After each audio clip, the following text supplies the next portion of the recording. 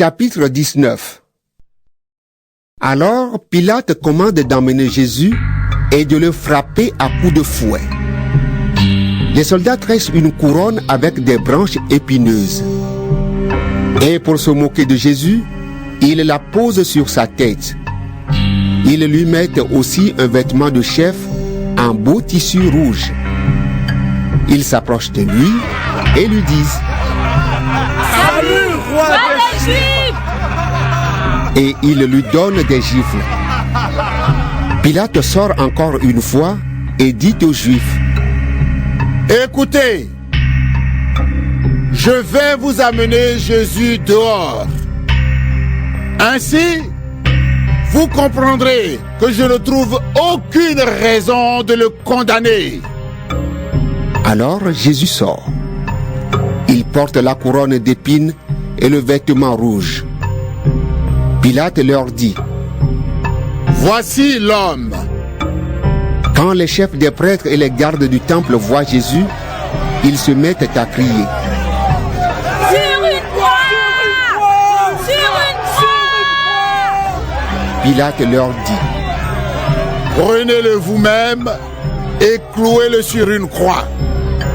Moi, je ne trouve aucune raison de le condamner. » La foule lui répond « Nous avons une loi, et d'après cette loi, il doit mourir.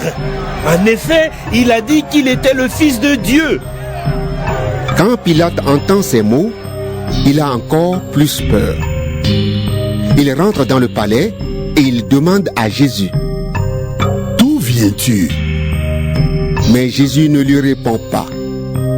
Alors Pilate lui dit « Tu ne veux pas me parler à moi? Tu ne sais donc pas que j'ai le pouvoir de te libérer et que j'ai aussi le pouvoir de te clouer sur une croix? » Jésus lui répond « Tu n'as sur moi aucun pouvoir, sauf celui que Dieu te donne.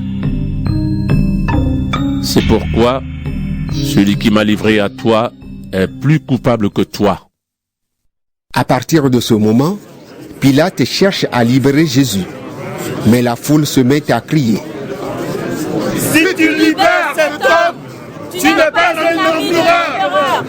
Tous ceux qui disent « Je suis roi » sont des ennemis de l'empereur. » Quand Pilate entend ces mots, il fait amener Jésus dehors. Il s'assoit sur un siège à l'endroit appelé cour pavée, qu'on appelle en hébreu Gabata. C'est la veille de la fête de la Pâque, vers midi. Pilate dit aux Juifs « Voici votre roi. » Mais ils se mettent à crier « À mort! À mort! Sur une croix! À mort! Sur une croix! À mort! Sur une croix! À mort !» Pilate leur dit « Est-ce que je vais clouer votre roi sur une croix? » Les chefs des prêtres répondent « Notre seul roi, c'est l'empereur. » Alors, il leur livre Jésus pour qu'on le cloue sur une croix. On amène donc Jésus. Il sort de la ville en portant lui-même sa croix. Il va vers un endroit appelé le lieu du crâne, qu'on appelle en hébreu Golgotha. Là, les soldats clouent Jésus sur la croix. Ils clouent aussi deux autres hommes sur des croix, l'un à la droite de Jésus, l'autre à sa gauche. Pilate a donné l'ordre de faire une pancarte et de la fixer sur la croix. Il a fait écrire dessus « Jésus de Nazareth, le roi des Juifs ». Beaucoup de Juifs lisent cette pancarte. En effet, l'endroit où on a mis Jésus sur la croix est près de la ville. Et la pancarte est écrite en hébreu, en latin et en grec.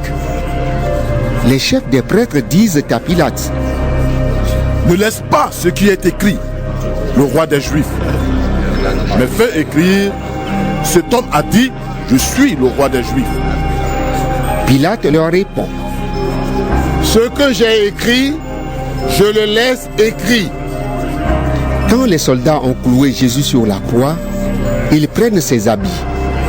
Ils en font 4 parts, une pour chaque soldat.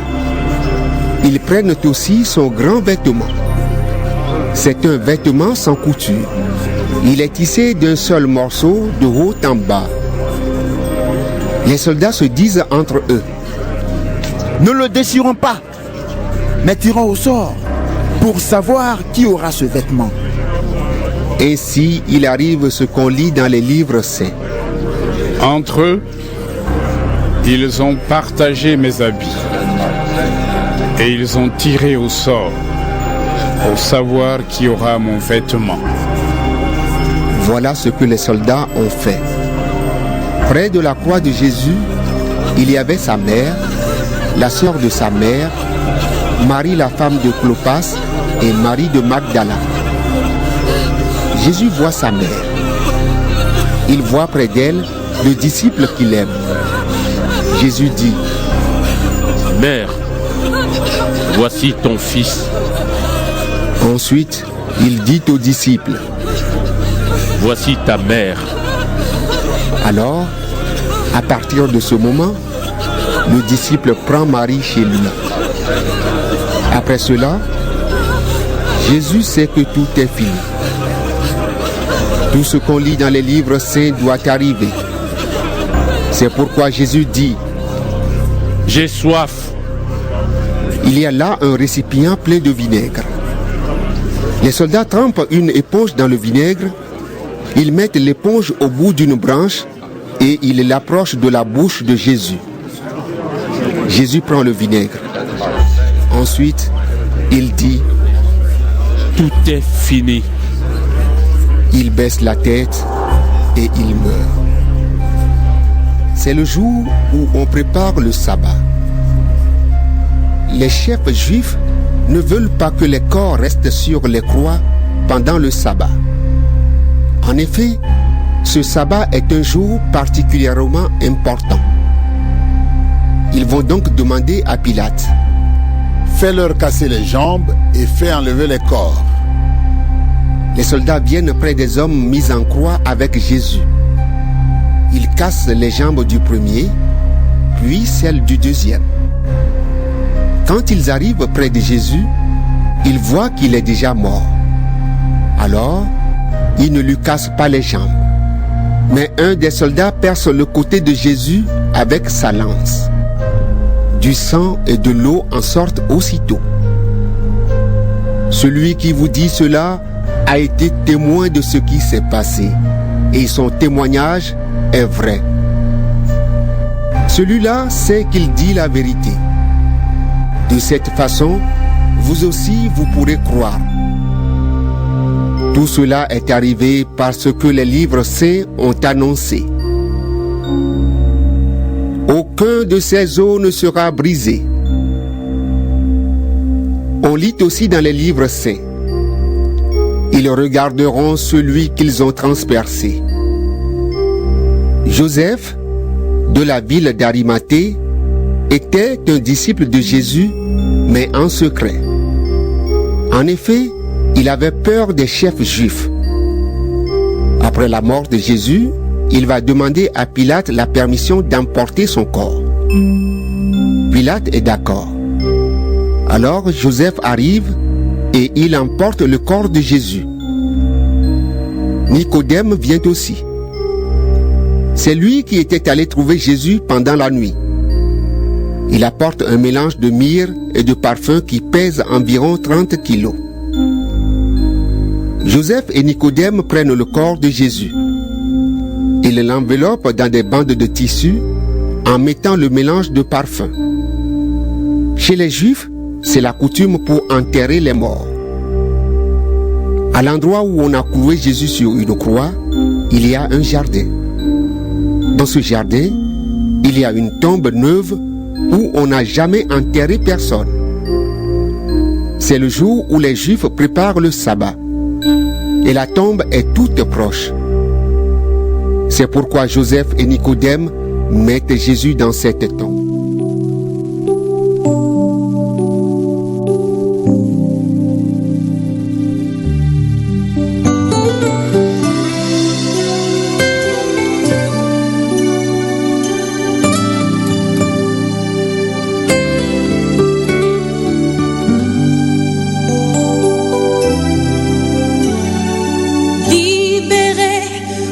je suis libéré.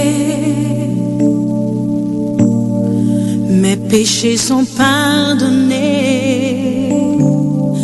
Maintenant je suis sauvé. Délivré, oui je suis délivré de tous mes ennemis. Jésus m'a libéré. Il n'y a plus de condamnation, plus de condamnation. Jésus-Christ a payé ma rançon. Il n'y a plus de condamnation, plus de condamnation. Je suis libéré, racheté en son nom.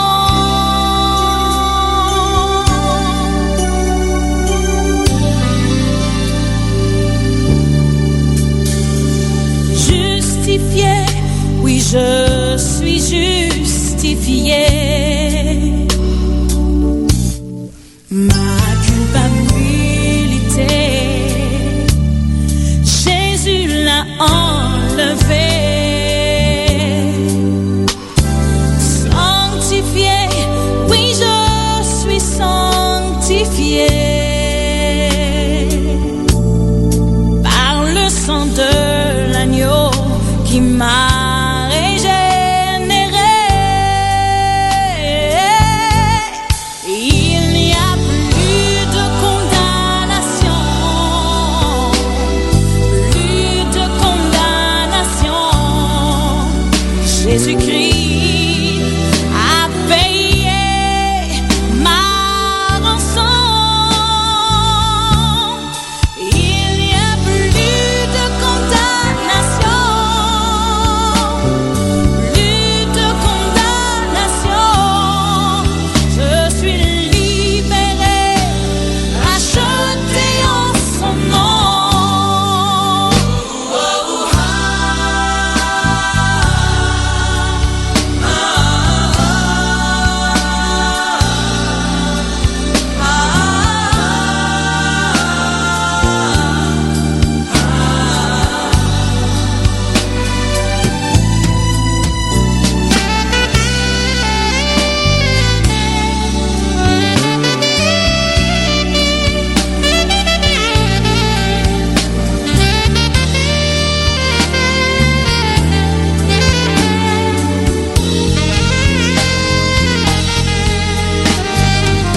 Racheté, oui je suis racheté. L'esclavage terminé, je vis ma liberté.